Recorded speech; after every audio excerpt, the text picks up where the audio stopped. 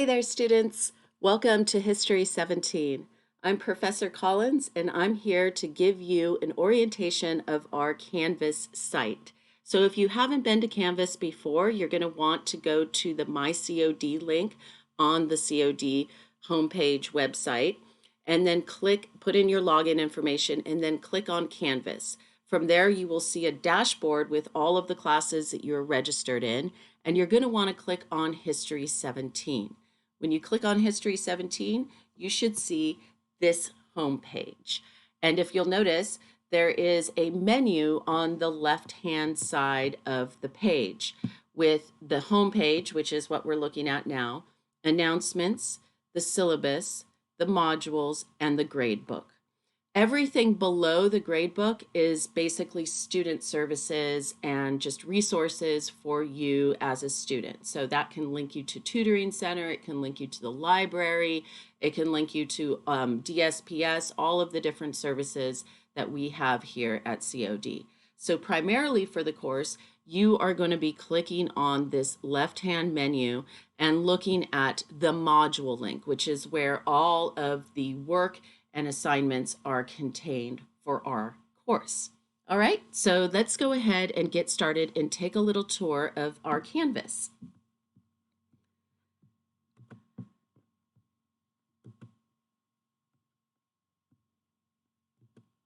So the first thing is the announcement link. And to get to that, you just click on announcements, or you should also get the announcements in your email. It's very important to check your COD email. That's where all of the announcements are sent to. And if you have registered for the class, you've already seen my first welcome announcement, which I sent out on Monday, the 25th of January. And this is just basically telling you that the Canvas site is now open and that the syllabus is available to you. I will be sending you at least one announcement a week, sometimes more, but in that one announcement, there will always be contained links to the Zoom office hours. Now, office hours are not required for this class, but if you would like to Zoom in and talk to me face-to-face or ask me questions in real time, that is your opportunity to do so. So you will see that announcement every week. I will post it on Monday, and it will give you those links for that week's office hours. I will also be sending announcements about important due dates coming up and reminders. So please do check your COD email on a regular basis to get those announcements.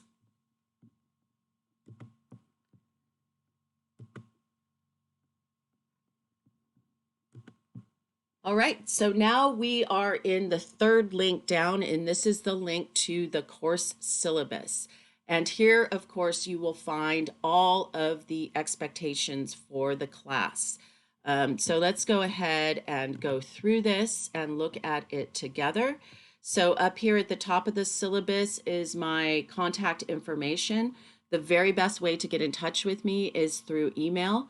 I respond to emails within 24 hours of you sending it, usually sooner, but give me at least 24 hours, especially on the weekends. And as you'll see, our office hours for History 17 this semester are Mondays and Wednesdays from 11 a.m. to 12 p.m. And again, they're not required, but they're just there for you as a resource. If for some reason you cannot make those office hours because you have another synchronous class or you've got something that for some reason you can't make it, you can contact me via email and ask me your questions that way. Or in some cases, I can actually accommodate you and perhaps make special office hours if you really need to see me face to face. Okay, all office hours are via Zoom, as I've already said. And again, this course is 100% online, which means you have no requirement to actually come and sit and listen to lecture at any given time, only on your own time. So the syllabus goes through some basic stuff, the course description, the SLOs, the student learning outcome. Of course, you're going to want to pay attention to the required materials. The required material for this particular course is one textbook, and that textbook is titled Give Me Liberty, an American History, and it's by Eric Foner, and it's Norton Company. And you'll want to look for volume 1 of this particular text. This is the green cover, and I recommend the Siegel either 6th or 5th edition. And the only reason why I recommend it is because it's nice and compact and easy to hold in your hand, easy to read. That is the only required material for this course. All other readings, and there will be other readings, will be posted on the Canvas page. So there will be more required readings, but I will provide those to you. So as you can see here, and I'm going to go through it kind of rapidly, but again, if you have any questions, you can always contact me after you've watched this video. But there are 5 graded components to this course. There will be lecture quizzes, and the lecture quizzes will be given the week before each of the 4 exams. The lecture quizzes are really supposed to get you prepared to take that exam. So a lot of the material in the lecture quizzes will be actually replicated on the exam. The lecture quizzes are timed, so you will have an hour to complete them and only 1 attempt. So again, think of the lecture quizzes as being kind of like a preview of the exam and practice for the exam. All weeks except for the lecture quiz weeks and the exam weeks, you will have a text quiz. And the text quiz is meant to get you to review the information in your textbook. So it will be based specifically on the readings. The text quizzes are not timed, and you can take that quiz multiple times until you get the score that you like. Exams. There will be 4 exams over the course of the semester. They are spaced 4 weeks apart each, and they are non-cumulative, meaning they are based only on the material that we cover up until the exam. And the exams and the quizzes are both, lecture quizzes are both multiple choice and short written response. There will be a map quiz in this course. We will be taking that in week 5. It is an online map quiz program, and it is only of colonial North America. So you will see if you look at the study guide link in your modules, which we will look at in a minute. You will notice that there's actually a practice quiz already in there so that you can start practicing now for that quiz.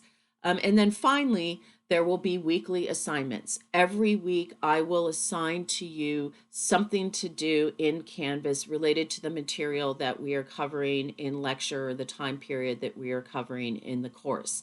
So these might be things like discussions. These might be things like video responses or document responses. So look for those in your weekly modules, and you want to make sure that you're keeping up on that material. Of course, all of these components are graded, so you can see here the breakdown of the grade weights.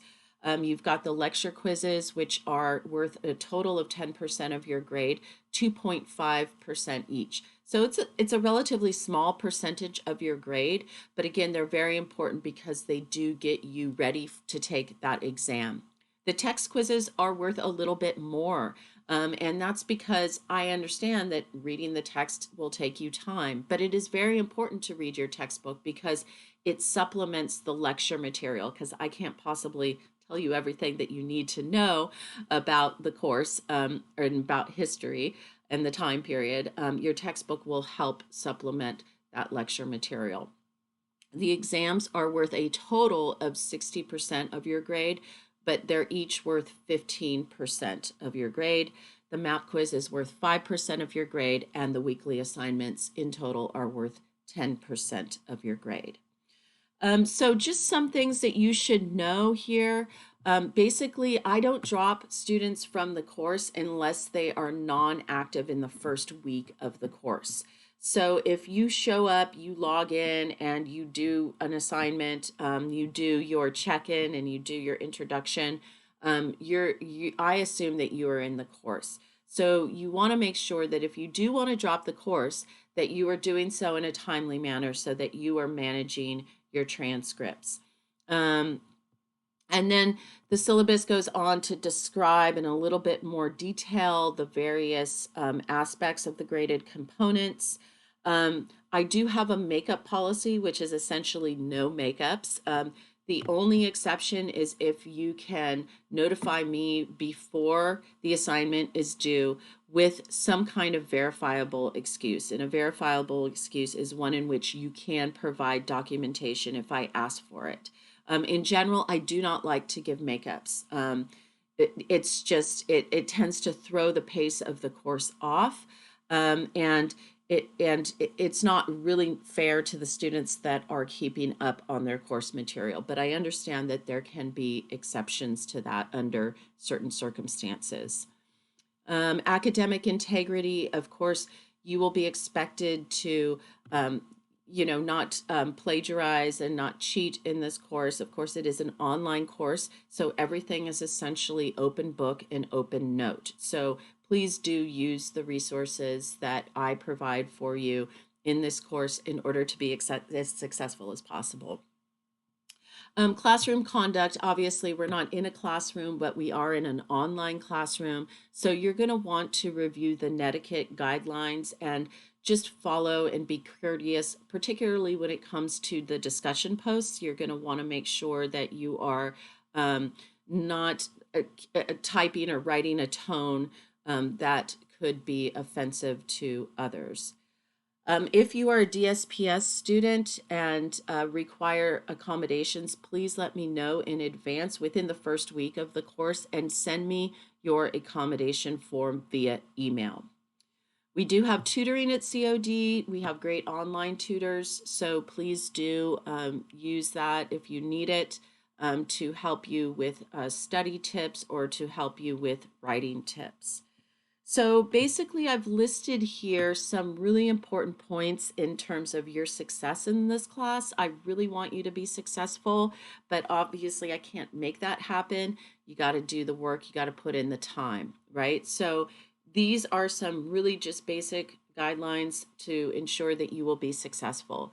Read the assigned material. Like I said, the textbook really helps kind of reinforce the lecture material, and sometimes it can clarify something that might have been confusing in the lecture. Listen to the PowerPoint lectures. All of my PowerPoint lectures are narrated, and you should listen to them, and also while you're listening to them, take notes. If you have any questions on the material, you can always come see me in office hours or email me your question. Don't get behind. It's really important to keep up on the material. I try to not give too much work. You know, I understand that you guys are all busy and you have families and jobs and you probably have other classes. So I'm not going to overwhelm you with work. But I do expect that you keep up on the material. If you get behind, it can really start to wear on your grade. And then finally, make it fun. I mean, history is one of those subjects that, one of the reasons why I love history so much is it's a subject that allows you to constantly learn new things. I don't know everything about history. You don't know everything about history. We can learn about history together, right? Certainly, I am an expert on certain aspects of particularly U.S. history, but I still don't know everything about US history. That's what makes it cool, right? Is that you can constantly learn something new. So think about the things that interest you. If you hear about something in lecture that interests you, explore it more, research it more. Send me a link and we can learn together and have fun with it. So I've also listed here on the syllabus important dates. You want to make sure that you are minding those dates, particularly when it comes to add and drop deadlines. So if you're on the wait list and I sent you an add code, or if you're crashing the class and I sent you an add code, you're definitely going to want to make sure that you add that class, this class, by February 8th, which is the last day to add. And that means going into WebAdvisor and inputting that add code. So that's about it for the syllabus. I do have here a lecture topic and assignment schedule. This you can refer to on your own. Okay, so let's go back up here and go into our next very important section of Canvas, and that is the modules section. So you will see here in modules that the first module up here is all student orientation. So you can read the welcome announcement, which I have posted, and this tells you about the check-in requirement. So you are required to do a check-in by Thursday, the 4th. So make sure that you are getting that in, and that tells me that you are in the class and you are active, and you're ready to go. And then there's some additional resources and links here. This just tells you a little bit about myself and my education. This tells you about office hours and what to expect for that. And here is the netiquette statement that I referred to earlier when we were talking about classroom conduct. So again, you want to review this and ensure that you are, writing in a way that is positive and reinforcing and supporting your fellow students, especially right now when we're all, stuck at home and we're all having to deal with these situations that might not be ideal for us. And then finally here, some discussion instructions. So you will have discussions assigned to you. They won't be every week, but occasionally they'll be part of your weekly assignment package. And so you want to read through that. Basically, you are going to have to post at least 100 words for your initial discussion, and there is a little word count thing down in the text box. And then you will need to reply to one student. I know some instructors require two, but you just need to reply to one in my class with at least 50 words. Okay, so you notice I've been clicking on this next button. That actually takes you to whatever is next. So I'm going to go out of this though, because we are about to leave this module, right? Because we were just here on discussion instructions, and I want to take you down to week 1. So this is really important when you go into each week's module, and each week's module will be posted on Monday.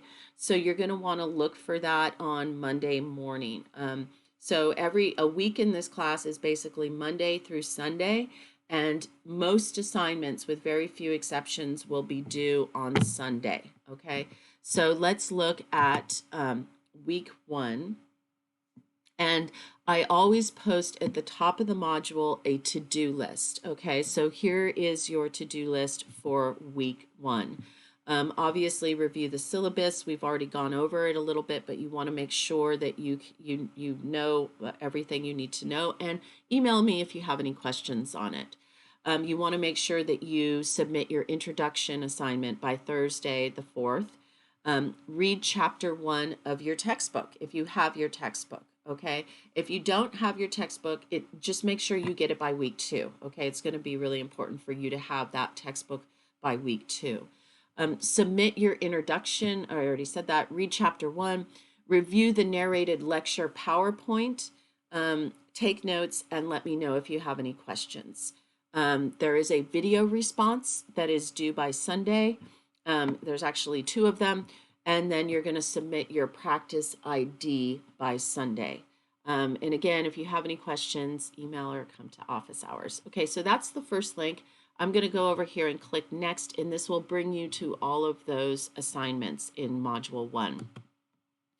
So this is our lecture video. So just so you get a preview of what this is like, this links to a YouTube page that I have where I just upload, all of these narrated PowerPoints. So if you go here and we saw the Spanish and really okay, focus on those obviously you're going to want to via email or office hours.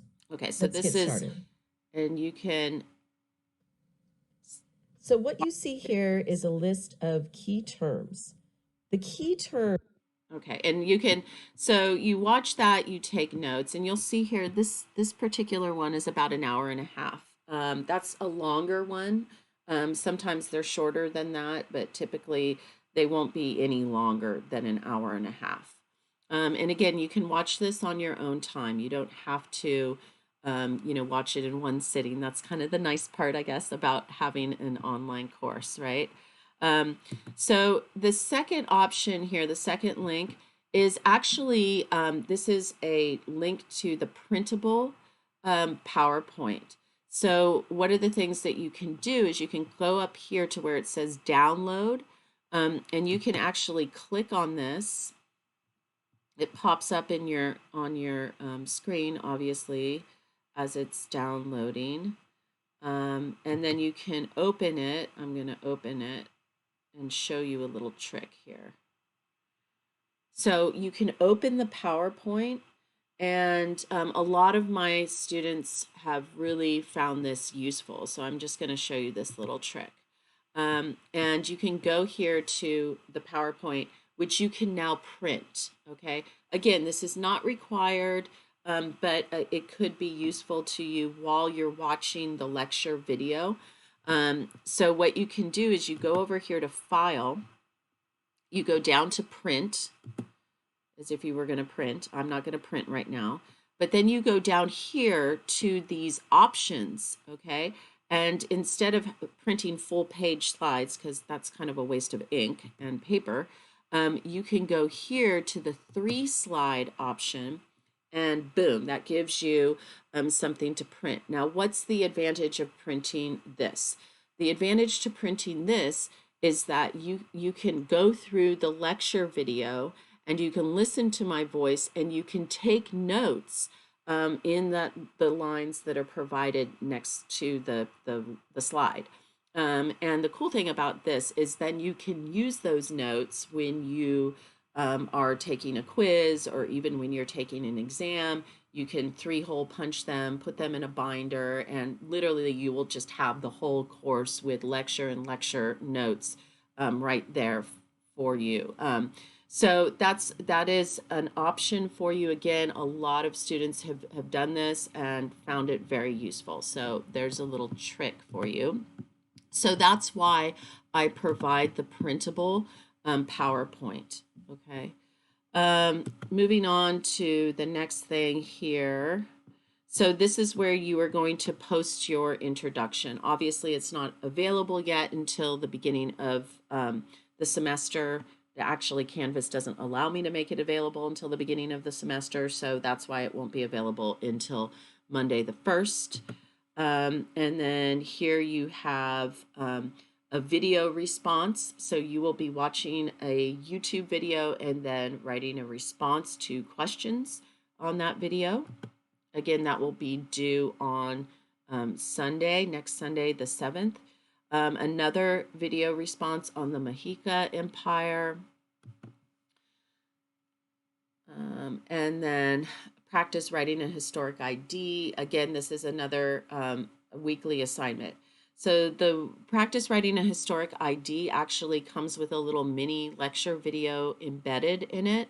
And so you're going to watch, it's about a 10-minute video where I'm going to explain to you how to write an ID, and then you are going to practice writing an ID on your own.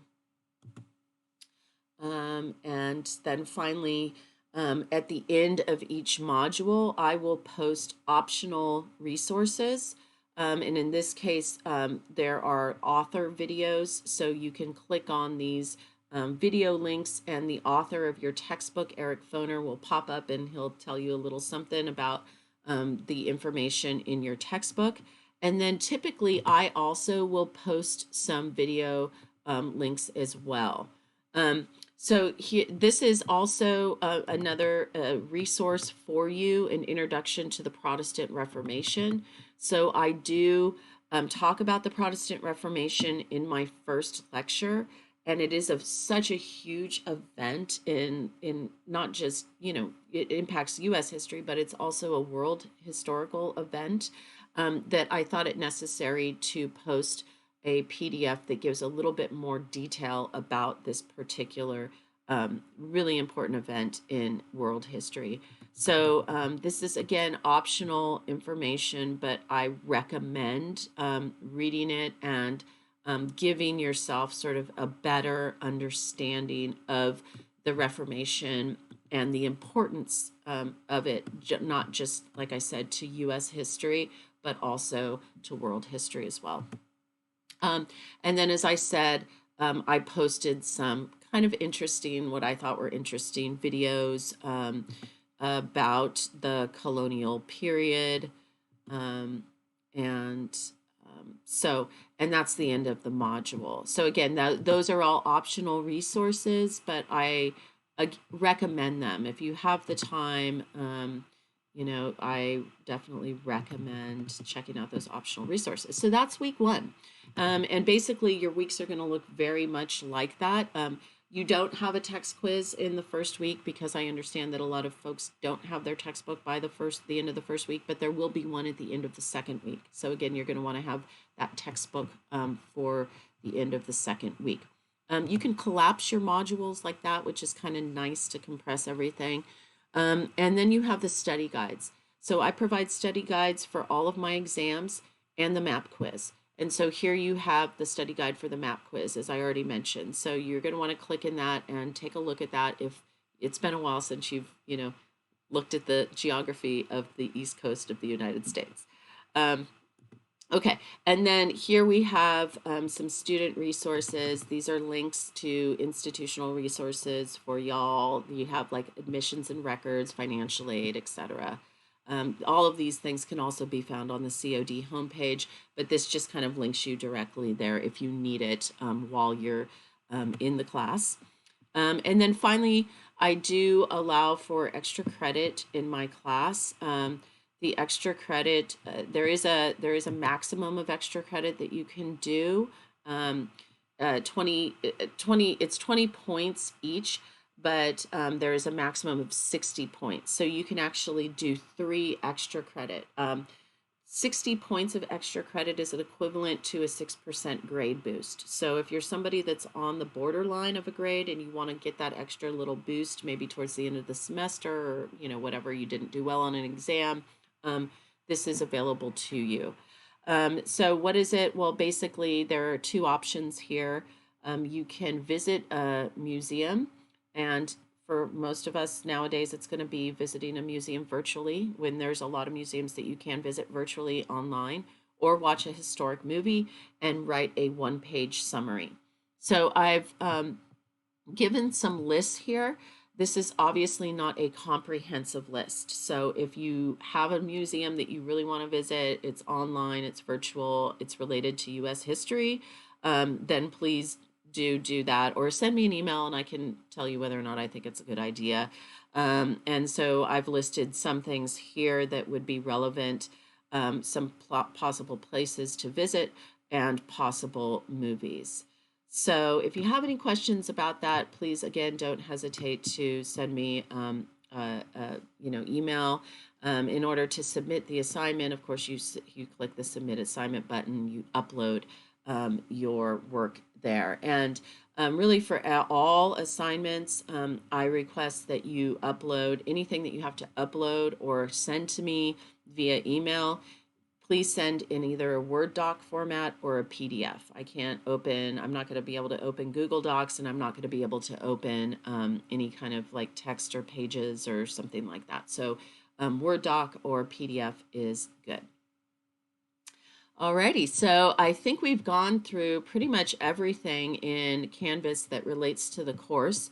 The only thing we have left are the grade book.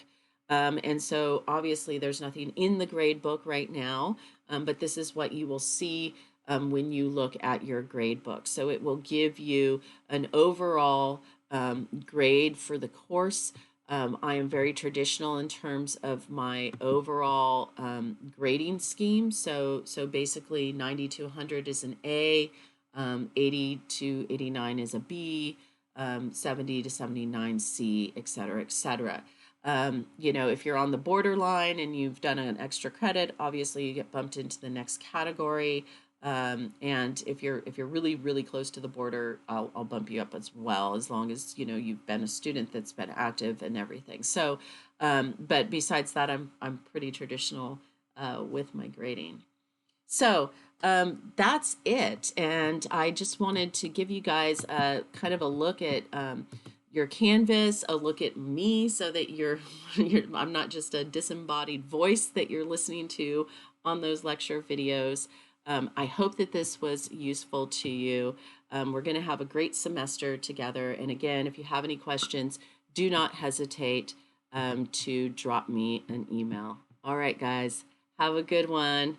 Let's have a good semester together. Bye.